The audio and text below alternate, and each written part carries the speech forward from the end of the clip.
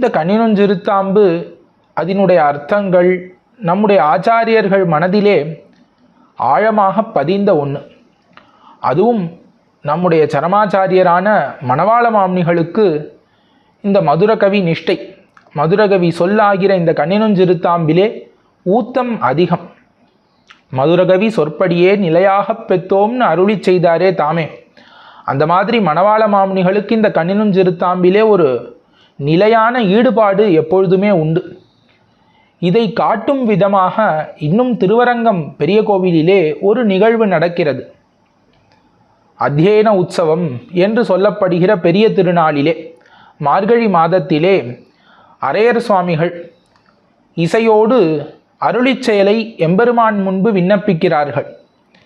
அப்படி அவர்கள் விண்ணப்பிக்கும் பொழுது அவர்கள் திருமேனிக்கு பாங்காக சாத்துப்புடி என்கிற சந்தனமும் திருமிடற்றுக்காக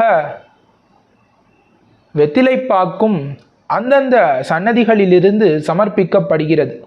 அதாவது இப்பொழுது பெரியாழ்வார் திருமொழியை அவர்கள் இசைத்தார்களாகில் பெரியாழ்வார் எழுந்தருளி இருக்கக்கூடிய அந்த சந்நிதியிலிருந்து அவர்களுக்கு இந்த மரியாதைகள் செய்யப்படுகிறது.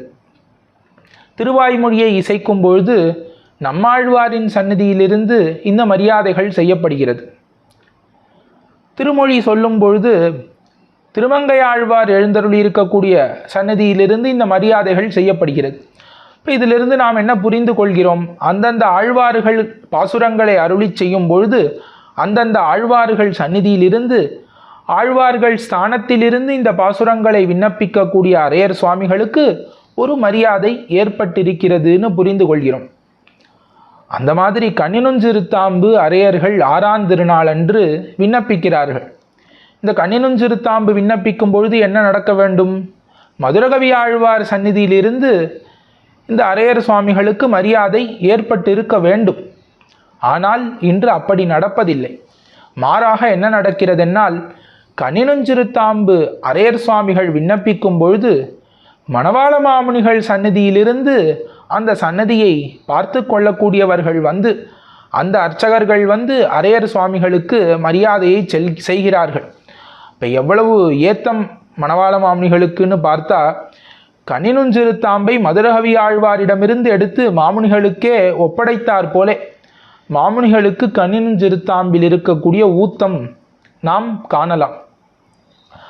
இப்போ மணவாள மாமுனிகள் தான் கண்ணினுஞ்சிறுத்தாம்புக்கு மரியாதை செய்ய வேண்டும்ங்கிற அளவுக்கு கண்ணினுஞ்சிறுத்தாம்பிலே ஊன்னி இருந்தார் மணவாள மாமுனிகள்.